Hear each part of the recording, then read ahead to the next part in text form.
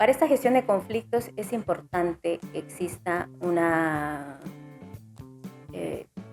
comprensión de ambas partes sobre cuál es el objetivo. Primero es partir de esa comprensión, ¿no? Y es importante hacerle entender al cliente y al contratista, porque uno puede estar de cualquiera de los lados, de que el proyecto es lo principal. O sea, no hay más, ¿no? Y entonces todas mis acciones tienen que ser para que el proyecto sea exitoso, porque finalmente el proyecto está al servicio ¿de quién? De todos. Uno cuando ejerce una profesión está al servicio de los demás. O sea, tienes clientes internos, tienes clientes externos, todos finalmente son tus clientes, ¿no? Y para que tú des un buen servicio te tiene que apasionar.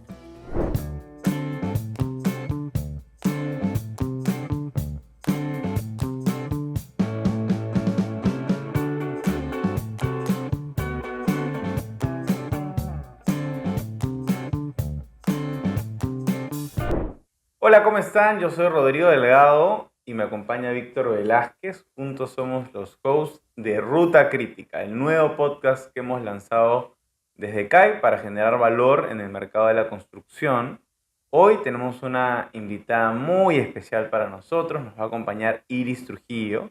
Iris es egresada de la UNI y tiene una larga experiencia en el sector construcción, desarrollando proyectos principalmente mineros, edificaciones, proyectos viales. Ha tenido la oportunidad de trabajar en importantes compañías como COSAPI, cantera de muchísimos talentos en nuestro país, como Salfa, como San Martín, como SACIR y ahora en Promet. Con Iris vamos a hablar un tema muy interesante que son las habilidades que debe tener un profesional ligado a la gestión de contratos, a la administración contractual. Sin más preámbulos, pues bienvenida Iris a Ruta Crítica. Muchas gracias, chicos. Yo feliz de estar acá con ustedes y muy agradecida y muy honrada. Así que estoy a su disposición para las preguntas correspondientes. Gracias, Iris. La verdad que encantados de que estés con nosotros y con muchas ganas de iniciar este episodio.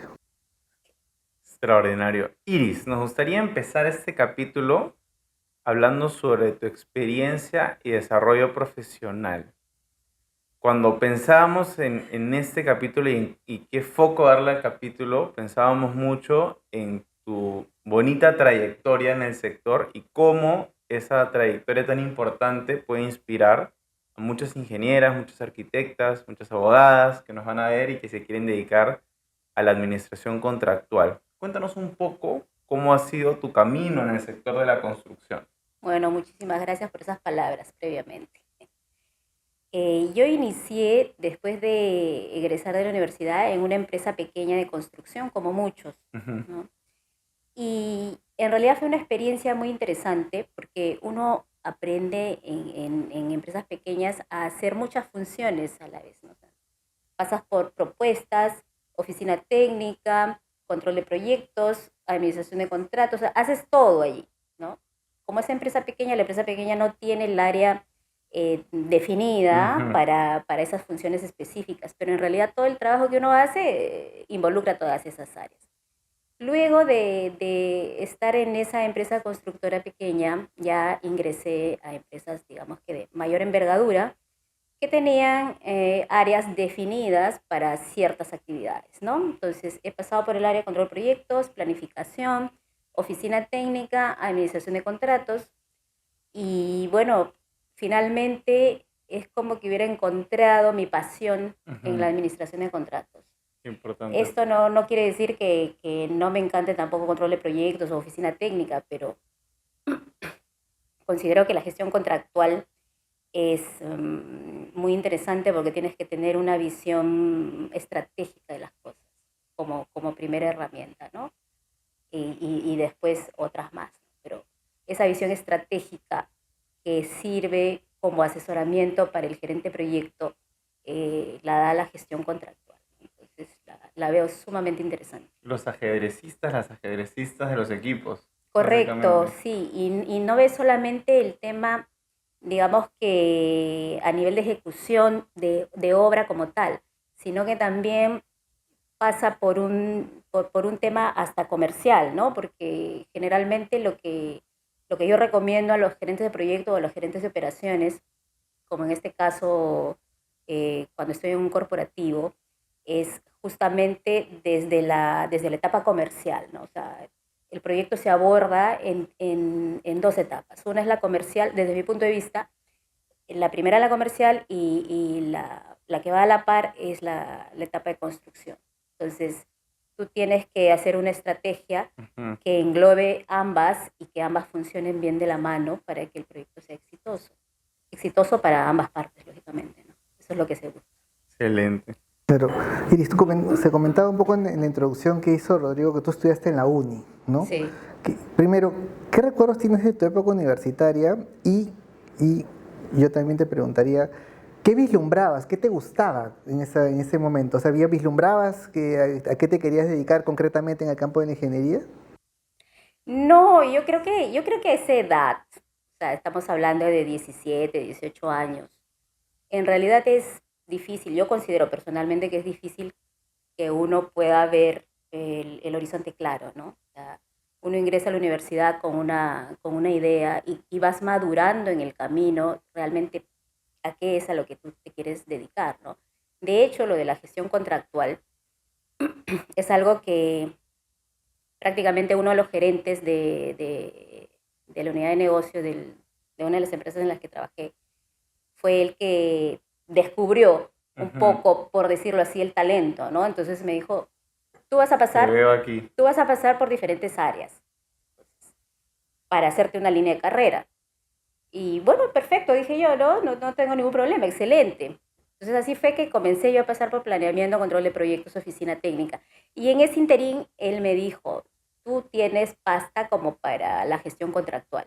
Entonces en el siguiente Tuvo buen proyecto, ojo, ¿ah? sí, aparentemente sí. Entonces me dijo, en el siguiente proyecto tú vas a ver administración contractual. Ya, perfecto. Y así fue que yo comencé a ver administración contractual. Claro que era como que matizado, ¿no? Entraba en otros proyectos, veía también oficina técnica, he estado en otras empresas también y he estado viendo control de proyectos. Pero después es como que he regresado nuevamente a la gestión contractual para, no sé si por coincidencia o por requerimiento también probablemente, ¿no? Pero es lo que te apasiona. Sí, definitivamente yo creo que para hacer algo, lo primero que te tiene que mover es la pasión. O sea, si no hay pasión, no hay lo siguiente que es el interés en seguir aprendiendo, en capacitarte, en profundizar, en desarrollar, como te digo, eh, podemos llamarlo habilidad de estratégica, ¿no? Esta visión estratégica de saber qué actores son potentes en qué sectores, qué habilidades tú puedes aprovechar tanto del lado tuyo como del lado del cliente, como para que el proyecto sea exitoso. O sea, eso, eso es algo que apasiona y que vas desarrollando con el tiempo, ¿no? Con la experiencia. Iris, ¿y cómo fue estudiar en la uni en los años 90? ¿Qué recuerdos o experiencias tienes de esa época en tu vida? Bueno, cuando yo ingresé a la universidad todavía veía militares dentro de la universidad. Ajá. Pero previamente a estar en la uni, yo estuve un año estudiando en la Universidad de San Marcos. Y Wow. O sea, tú entonces, podías ingresar a cualquier universidad que querías, básicamente. bueno, Pocas personas pueden decir que han estado en es San Marcos y en la uni, ¿ah? Pocas personas. sí, bueno, creo que es parte de las experiencias que me tocó vivir y bueno, ¿no? Pero cuando ingresé a la San Marcos, vi una universidad tomada, ¿no? Ujú. Que es algo que me chocó. Y bueno, para la carrera que yo ingresé, también me di cuenta de que no era lo que yo quería en ese momento, ¿no? ¿A qué carrera habías A ingresado? A comunicaciones. comunicación. ¿Qué tal cambio? Sí. Gracias a esa ingeniería. Sí, y yo soy muy versátil en realidad, ¿no? Creo que por eso también es que no podía haber decidido mi futuro en esa edad, ¿no? Claro. Lo fuiste construyendo después de los Sí, siguientes sí. años. Si yo ingresé a la ingeniería civil fue porque la arquitectura me gustaba, Ujú. pero en el proceso de admisión, cuando me hicieron esa evaluación de las Vocacional. perspectivas, la vocacional, me di cuenta que eso no era para mí. Entonces dije, ¿qué es lo más cercano a la arquitectura que tenga que ver con diseño, con construcción? Bueno, es la ingeniería civil. Y tenía un hermano que ya estudiaba ingeniería mecánica en la uni y ¿Qué él me tal enseñaba familia? matemáticas, entonces tenía, digamos que facilidad también para las matemáticas. Y dije, bueno, él ya está en la uni, me va a ayudar en lo que yo necesite. ¿O así? Y ¿Qué sí, sí, siempre? fue así, fue así, fue así. Y bueno, ingresé ahí a la uni. Cuando ingresé a la uni, lógicamente había una diferencia entre la San Marcos y la uni. La uni no estaba tomada por los terroristas en esa época. Estaba ya con intervención militar y era más, o sea, era calmado. Entrabas a Ujú. la uni y encontrabas paz, ¿no? O sea, tú te podías dedicar a estudiar, Sí, para lo que uno va a la universidad, sí, digamos, ¿no? sí, sí, sí. Y bueno, pero la mayoría de los estudiantes eran varones. Pues Ujú. nosotros ingresamos, en el año en el que yo ingresé, fuimos 240 ingresantes, de los cuales éramos 17 mujeres. 17 de 240, wow. 17 de Menos del 240, 10%. 7%. Y Como buena ingeniera, corrigiendo el porcentaje exacto. bueno, y digamos que creo que comencé a aprender a convivir con el género masculino en su mayoría desde la universidad. Y es algo que ha ocurrido a lo largo de toda mi trayectoria profesional hasta ahora. Los proyectos todavía tienen gran presencia del género masculino, ¿no? Más que femenino. Entonces, creo que ahí comencé a aprender un poco a relacionarme con ellos en su mayoría, ¿no? Qué interesante. Y mencionabas hace un momento tu experiencia en diversas áreas, ¿no? Empezabas contándonos de en tus pininos, en tus inicios, habías trabajado en una constructora más pequeña en donde habías visto diversas áreas, ¿no? No estaban tan marcadas. Luego pasaste a otras compañías más grandes y fuiste también rotando de áreas, ¿no? Oficina control de proyectos, oficina técnica, administración contractual. En todo este camino, ¿qué temas especiales encuentras en cada una de las diferentes áreas por las cuales has pasado? Mira, yo hago muy a título personal siempre una apreciación, ¿no? Y se las comento en los trabajos. Yo creo que el área de control de proyectos es como el corazón del proyecto. Es ese que te mide la temperatura Ujú. del proyecto. O sea, si estás yendo en rojo, o si estás bien, ¿no? Entonces, me parece a mí neurálgico para el proyecto, porque es el que te da en función a los KPIs el estado de tu proyecto y las acciones, y de ahí vienen las acciones que tienes que tomar para que estés bien. Eh, Corresponde a lo que es la planificación del proyecto, el seguimiento y el control del costo. Y oficina técnica, y yo lo relaciono mucho con el cerebro. Para mí es el cerebro del proyecto. La oficina técnica es la que da la información para que el constructor vaya a campo y pueda construir, ¿no? Y tiene que dar una información rápida, una información versátil y una información que convenga al proyecto, ¿no? Además de eso, la oficina técnica también como responsabilidad tiene la gestión o la planificación de los recursos en el tiempo. O sea, el control de proyecto le da, mira, sabes que estos son tus recursos en el tiempo, y entonces el Ujú. de oficina técnica lo que tiene que hacer es ya, ok, entonces esto lo tengo que priorizar o paquetizar o ejecutarlo con los propios recursos en este momento. Entonces defino el alcance de estos trabajos, el alcance técnico, ¿no? Y conjuntamente con el resto de las áreas se define todo el alcance de ese paquete que tienes que ejecutar. Entonces todo eso hace la oficina técnica. Lo que a mí me parece es súper interesante. Es bastante carga de trabajo definitivamente, pero me parece súper interesante. Para mí es el Vital, cerebro, claro. sí, es vital, ¿no? Y el área de administración de contratos para mí es, o sea, ahí tenemos el cuerpo, ¿no? Porque hay otros actores también, otras áreas de soporte. Pero para mí la gestión contractual de repente puede parecer un poco lúdico, Mm. pero para mí es como el alma, ¿no? Ok. O sea, es el que con el que tú no te mueves, o sea, es el que te dirige a ti, Ujú. te dirige hacia dónde tienes que ir, es el que un poco te cuida, oye, mira, para acá, ¿no? Aprende esto, oye, ¿sabes qué? Mira, te alerto, entonces ya el cuerpo va seguro, digámoslo así, ¿no? Entonces, para mí, o sea, yo tengo esa concepción muy propia y se las transmito a las personas con las que trabajo siempre, ¿no? Por eso es que siempre le meto mucho punch a la gente de control de proyectos y oficina técnica y le digo, o sea, ustedes son claves para el proyecto, o Sí, los sea, has descrito como el corazón y el cerebro del proyecto. sí. Y claro, todos funcionan engranados. Estas son las áreas en las que yo he trabajado, pero todas las áreas en realidad funcionan engranados, ¿no? Claro que sí. Y la administración contractual lo que tiene que hacer es mucho trabajo en equipo para poder integrar a todos y obtener la información que se requiere en beneficio del proyecto. Excelente, Iris. Y hablando concretamente de la administración contractual, ¿qué habilidades técnicas o cognitivas crees tú que debe tener alguien que se dedica a esta área? Ah, esa es una pregunta muy interesante.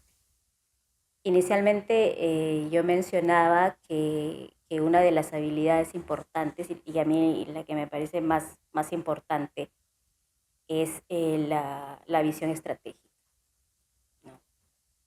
Esa me parece sumamente importante. Lo otro es, lógicamente, que tengas conocimientos en impactos, en cuantificación de impactos en costo y plazo. Eso también Ujú. es súper interesante, ¿no? Porque en función a eso tú vas a poder gestionar bien el tema de las variaciones, ¿no? Lo otro que también considero que es importante es la gestión de riesgos. O sea, tienes que tener conocimiento en riesgos definitivamente y conocimiento legal, de hecho, conocimiento legal. Entonces, me parece que Intuir por dónde puede venir un problema, cómo puede ir escalando un problema, qué estrategia adoptas para controlar esa esa situación. es la visión estratégica. Ujú. O sea, Anticipar, exactamente, anticipar, la visión para evitar, estratégica, controlar, mitigar, ¿no? correcto.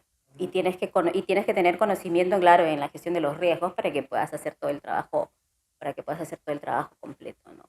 Pero, como dije anteriormente, o sea, todos los actores del proyecto son los que participan en la gestión contractual. O sea, el administrador de contratos es como el que da las pautas, pero es todo el equipo de proyecto que está involucrado. Iris, hemos hablado hace un momento justamente de las habilidades que les llaman duras, ¿no? Las habilidades cognitivas de los profesionales, en este caso un profesional de administración de contratos. Y si hablamos de las habilidades blandas o emocionales, ¿qué crees tú? ¿Cuáles crees que deberían ser esas habilidades para un administrador o una administradora de contratos? Bueno, yo creo que la empatía, Ujú. la tolerancia, la negociación. La empatía y la tolerancia me parecen súper importantes porque cuando yo estaba haciendo mis pininos, les cuento un caso, estaba haciendo mis pininos y recuerdo que nos tenían una demora en el pago en un proyecto. Entonces, pues la administradora contractual es la que tiene que estar detrás de los pagos y esto. Entonces, recuerdo que fui hacia el administrador contractual del cliente y le dije, por favor, mira, ya tenemos varios días de atraso, y le mostré ahí los antecedentes que teníamos. Y bueno, me respondió, pero nosotros somos el cliente, ¿no? Y te vamos a pagar cuando querramos, ¿no? Entonces, claro, o sea, en ese entonces, pues yo, yo recuerdo que lo que le dije fue, bueno, eh, si tú deseas, me puedes acompañar a la oficina de tu jefe y le decimos eso, ¿no? O sea, para ver si es que comparte tu opinión, ¿no? Y entonces me dijo, no, no, no, ya, Mm. Mañana mismo te lo... vamos a ver cómo lo resolvemos, ¿no? Entonces, después de esa situación yo dije, vaya, o sea, yo no he sido tan empática probablemente, ¿no? O sea, que ha sido una situación un poco ruda, Ujú. pero no he sido empática, ¿no? sea, yo también he actuado desde la reacción, ¿no? Claro. Entonces, o sea, ese tipo de situaciones te va enseñando y vas aprendiendo con el tiempo, vas aprendiendo con el tiempo y también o sea, ya es cuestión de uno meterte a cursos, talleres, etcétera, para que tú puedas ir desarrollando esas habilidades en las cuales probablemente eh, se te dificulte la labor que tienes que desempeñar, ¿no? Si tú miras en retrospectiva a la Iris de hace algunos años en la gestión de contratos y ves a la Iris de ahora en el trabajo de habilidades emocionales, ¿qué diferencias encuentras? Yo creo que he mejorado, pero seguimos en el proceso, como en todo. Es un proceso infinito, ¿no? Siempre se puede Es un mejorar. proceso que nunca termina. Yo creo que lo importante que hay que entender ambas partes, tanto cliente como contratista, es que el proyecto es como el hijo, ¿no? Entonces hay que cuidarlo, hay que hacer todo lo posible para que esté bien y para que salga bien, ¿no? Entonces si es que vemos de ambas partes al proyecto de esa manera, es más fácil de gestionarlo, ¿no? Que todos estemos encaminados en un solo objetivo, ¿no? Y eso hace que las cosas sean mucho más sencillas. Excelente, Iris.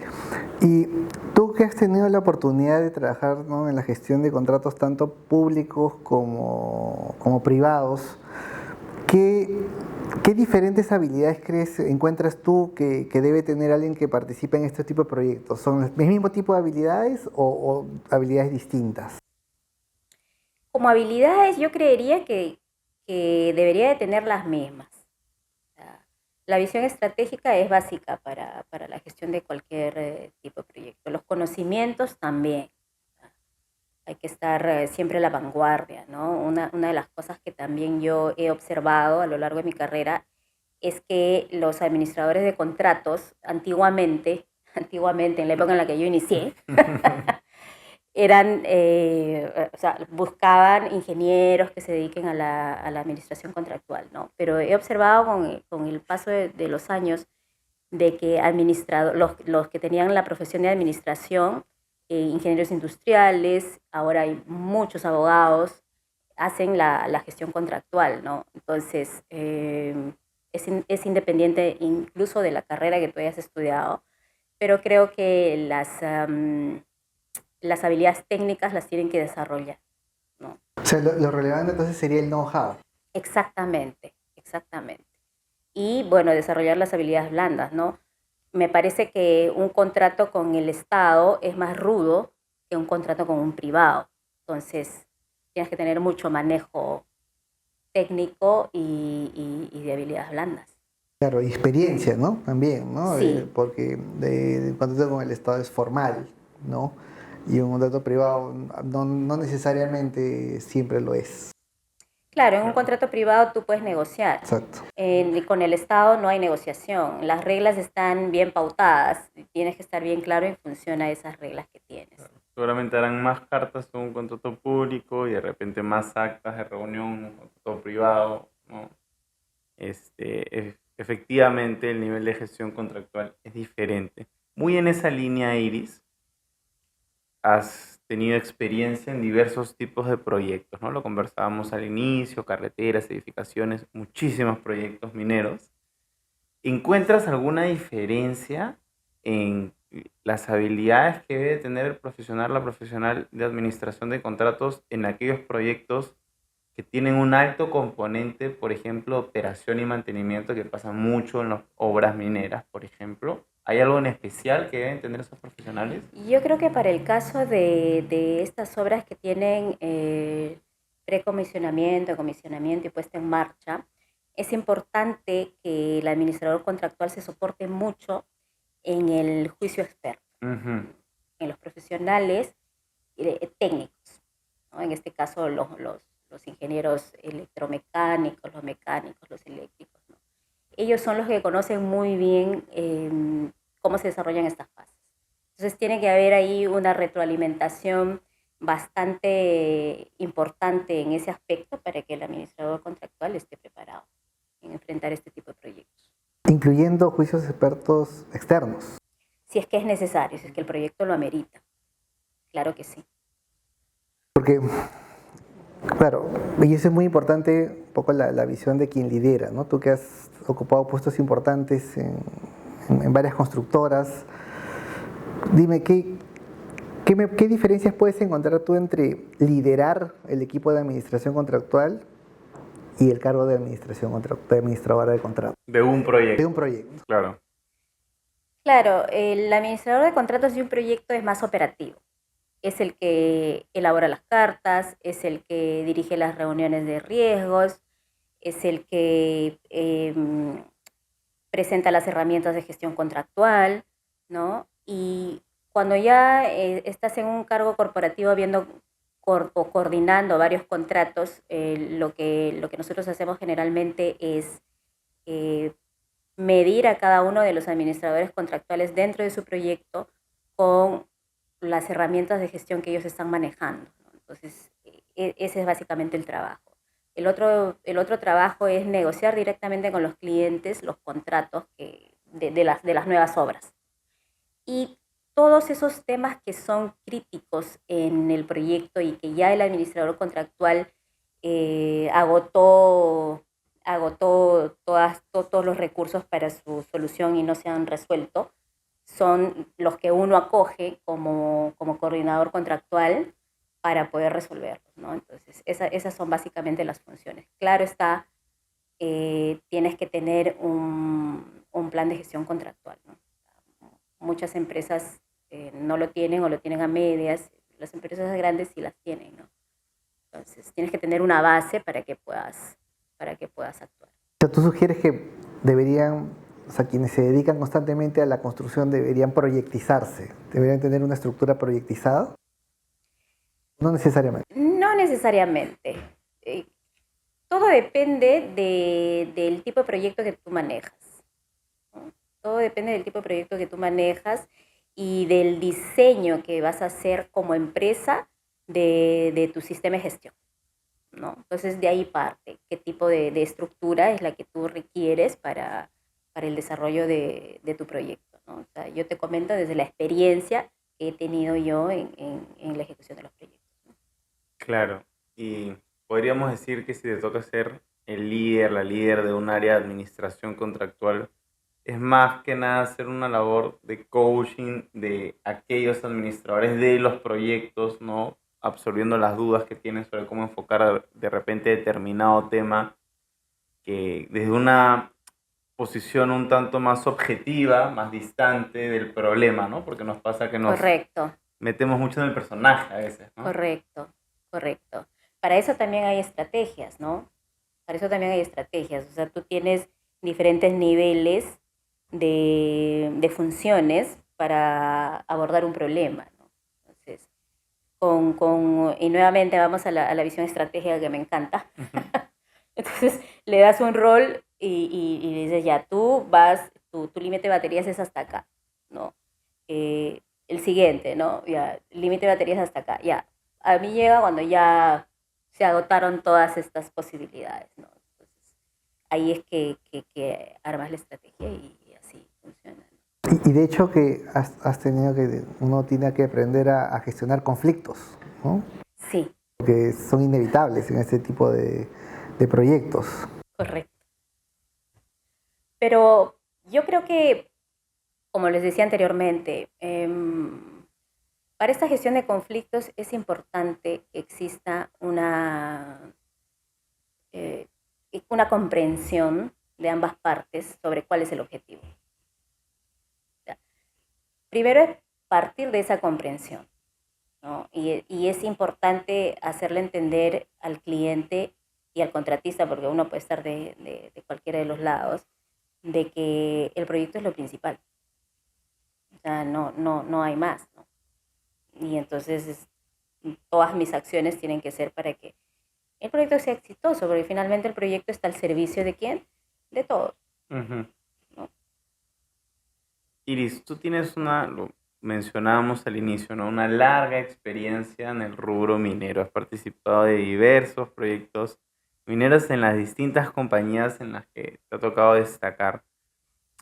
Eh, ¿Tú ¿Cómo ves tu experiencia en el sector minero en todos estos años? ¿Cómo fue tu primera experiencia en un proyecto minero? ¿Cómo fueron las siguientes? ¿Cómo es ahora? Mira, yo desde que egresé de la universidad tenía ganas de participar en proyectos mineros. Em, quería saber, quería conocer cómo funcionaban, ¿no? Y bueno, gracias a Dios tuve la oportunidad de participar en varios de ellos. A mí lo que yo rescato y lo que me parece súper interesante de los proyectos mineros es que es como si fuera es como si fuera el mundo en un pequeño proyecto, Ujú. ¿no? Porque conoces a personas de diferentes nacionalidades, que tienen diferentes ópticas. em, Por eh, ejemplo, ¿de qué nacionalidades te ha tocado compartir? con canadienses, australianos, estadounidenses, sudafricanos, nigerianos, ¿no?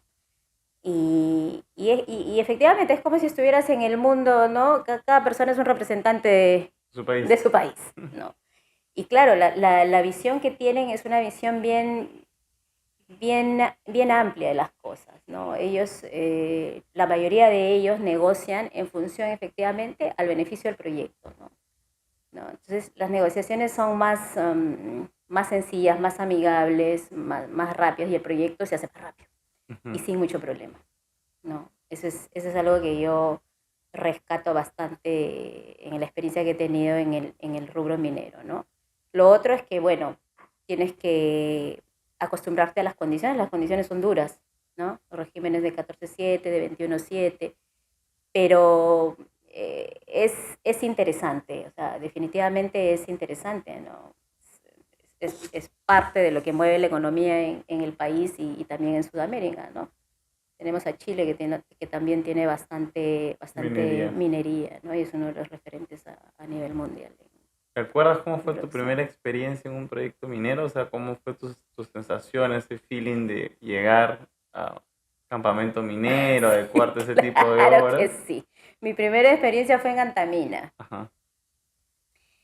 Y yo soy serrana, ¿ah? O sea, yo a los 9 años recién fue que vine acá a Lima, pero soy serrana. Yo he crecido pues a una altitud de, estamos hablando de 2.700 metros, 2.500 metros, ¿no? Entonces sí sé lo que es el frío. No tan intenso como a 4.500, Claro. pero sí conozco el frío, la granizada, los rayos, los truenos, etc. O sea, no se me hacía a mí eso Extraño. extraño, pero Antamina, como muchas minas, pues es así medio lúgubre, ¿no? Tú llegas y no hay sol, ¿no? Y bueno, ahí está el campamento y tal. Y tuve una experiencia ahí en Antamina muy curiosa, porque el día que llegué como a las 11 de la mañana. Y bueno, estaba con un poco de dolor de cabeza, pero tenía hambre. Y pregunto y digo, pues no, ¿dónde está el comedor? Por favor, ¿no? Entonces me indican el comedor, voy al comedor y era el comedor de workers, de los trabajadores.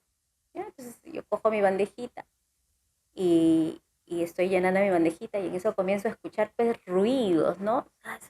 Yo ¿Qué lleno y pasó? ya se estaba alborotando el comedor, pues, ¿no? Y ya los trabajadores comenzaron a hacer chacota, que todos eran varones, ¿no? Y claro, pues, ¿qué dirían? Esta desubicada, ¿qué hace acá? Oye, solo Dios sabe, Mm, ¿no? Y entonces comenzaron a hacer bastante ruido. Yo cogí mi bandeja y vi que la mesa que estaba haciendo ruido, fui directamente a esa mesa y en esa mesa ubiqué a quien estaba ocasionando todo y le dije, ¿por qué estás haciendo esto? ¿Te das cuenta que puedes incomodar a la persona? Y entonces agachó la cabeza y el amigo al costado le dijo, ya ves, yo te estaba diciendo. Y el otro, yo también, ya. Entonces les se dije, desinfló en ese momento. sí. Y bueno, me senté en la mesa, me senté y comencé a comer y comencé a conversar con ellos. Poco a poco vi que iban desapareciendo de la mesa, ¿no? Ya finalmente me quedé sola y terminé mi almuerzo. Pero Pero de frente les pusiste el mensaje claro.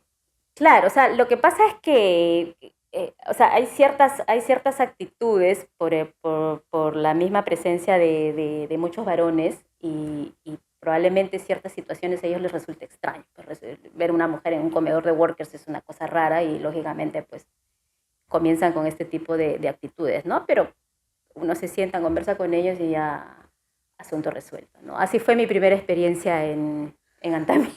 Y ya que lo mencionas, porque claro, tú mencionaste al inicio que cuando entraste a la universidad el 7% eran mujeres. ¿No? Con precisión lo dijiste, entonces, y claro, me imagino que eso debe haber sido un gran desafío durante tu carrera, ¿no? O sea, el cómo enfrentarse a este problema de falta de equidad todavía de género o machismo incluido, ¿no? Como la historia que acabas de comentar.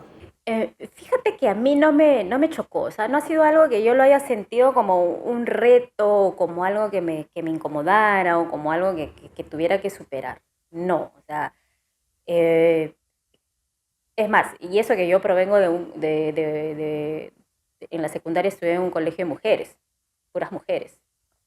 Probablemente en la universidad sí me costó un poco, pero la universidad me ayudó a estar preparada para lo que Se venía preparó para lo que venía. más adelante. Entonces, yo en los proyectos no he tenido ningún problema. O sea, sí han habido situaciones puntuales como esta que yo estoy mencionando, pero las he manejado porque ahora finalmente si es que hay alguna falta de algún trabajador, tú lo reportas a la mina y de la mina lo bajan, ¿no? O sea, ahora las condiciones son claras, ¿no?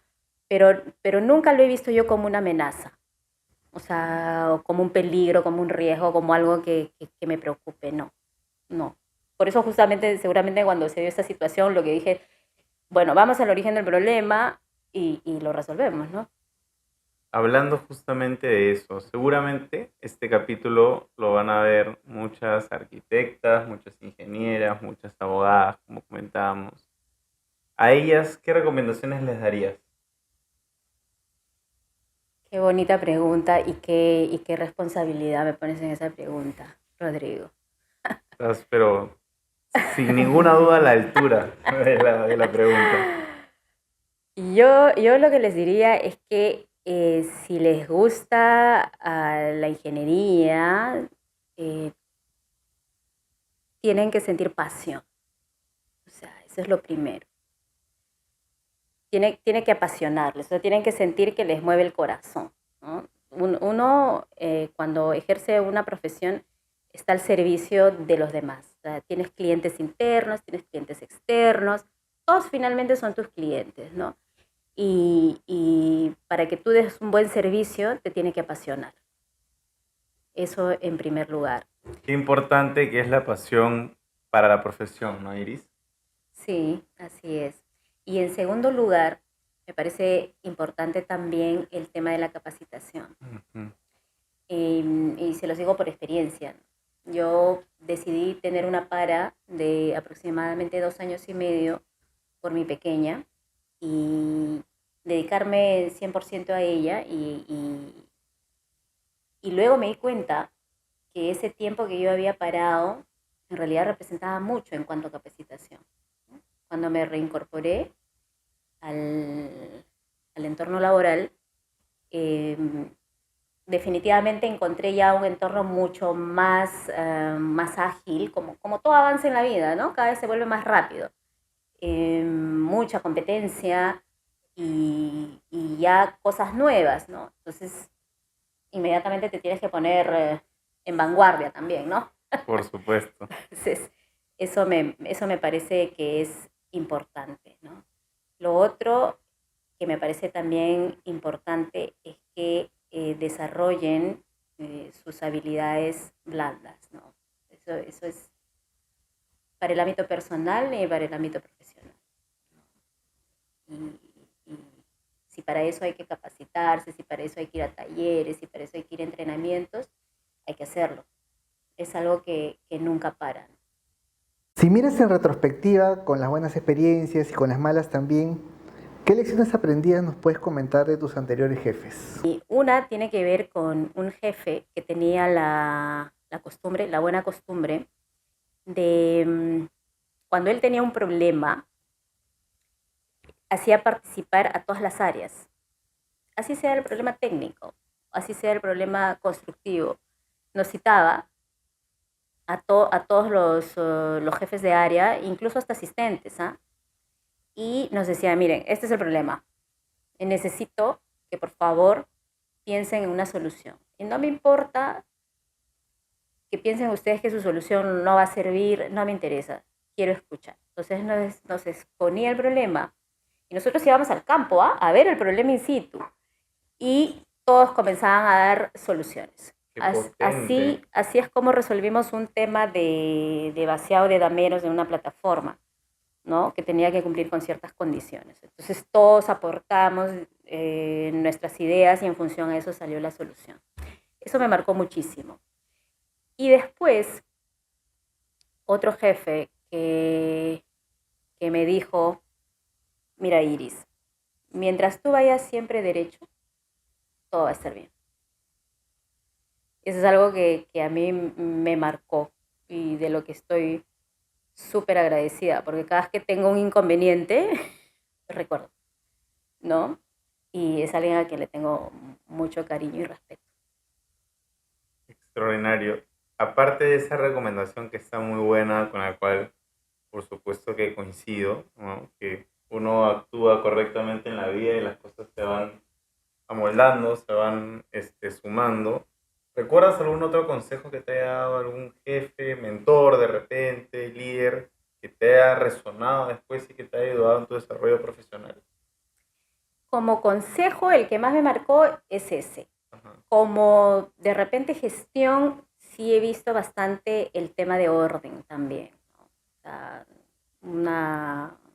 un jefe bien ordenado, bien planificado, que conocía de todas las áreas y que se empapaba de todo. Entonces, cuando estábamos nosotros participando en las reuniones con el cliente y alguien del equipo tenía una falencia, como él tenía todo el conocimiento, entonces él respaldaba, ¿no? ¿Está Y preparado para apagar ese incendio? sí, sí, correcto. Entonces también me pareció muy, muy interesante, ¿no? Interesante, Iris. Y dime, ¿cambiarías algo en tu experiencia profesional? Nada, absolutamente nada, porque gracias a cada experiencia, que la podemos catalogar como positiva o negativa, pero lo de negativo es solamente un nombre.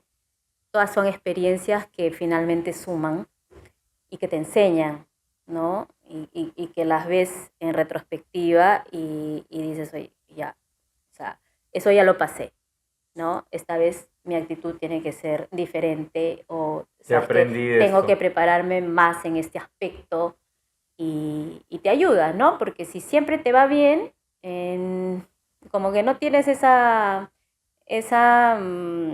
capacidad de ver tu error y enmendarlo, ¿no? Entonces, creo que no cambiaría nada. Creo que no cambiaría nada y el proceso de aprendizaje es un proceso, siempre continúa. Uno nunca deja de aprender y gracias a las experiencias es que uno es como es en el momento que es, ¿no? Si usted me entrevistan de acá a un mes, de repente ya será otra Iris con la experiencia del mes adicional. Claro. Pero y para terminar, porque no quería dejar de preguntarte esto, ¿y en qué etapa piensas tú que estás ahora en tu carrera profesional? Me siento en una etapa muy, muy linda. Me siento, me siento sin perjuicio de seguir aprendiendo, pero me siento con esa capacidad de poder compartir toda mi experiencia, ¿no? O sea, este podcast quizás me ha hecho a mí reflexionar respecto de toda mi experiencia, porque en realidad uno no se pone Avanza de a ver, repente, ¿no? exactamente, uno va a veces como que en automático, ¿no? Pero llega un momento en el que haces una pausa y gracias a ustedes he hecho una pausa y Qué he visto, bonito. sí, mi experiencia y digo, caray, o sea, acá hay bastante, ¿no? Y un poco es lo que transmito, quizás no con la intención de, oye, ¿saben qué? Yo porque tengo esta experiencia les voy a... No, sino que ahora tenemos un proyecto en camino y, y, y trato de dar lo mejor de mí en función de mi experiencia para ese proyecto y para todo el equipo que conformamos actualmente el equipo de dirección de proyecto, ¿no?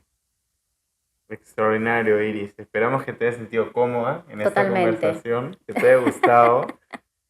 Creo que ha sido una conversación muy valiosa. Estamos convencidos que todas las personas que van a ver este capítulo del podcast van a llevarse lindas lecciones, experiencias y una bonita visión muy positiva sobre cómo afrontar todos los desafíos que se nos presentan profesionalmente y hasta personalmente en nuestras vidas. Esperemos que en otra oportunidad tengamos de repente una siguiente conversación también, Iris. Muchas gracias Encantada. por sumarte a Ruta Crítica. Y bueno, nos despedimos y los invitamos a seguir atentos en nuestras redes para ver un siguiente episodio. Esperemos que este episodio les haya gustado. Si les gustó, por favor, pueden darle like a la publicación, compartir para que llegue a más personas y estar atentos pues, a las redes sociales de CAI. Les enviamos a todos un fuerte abrazo. Cuídense mucho.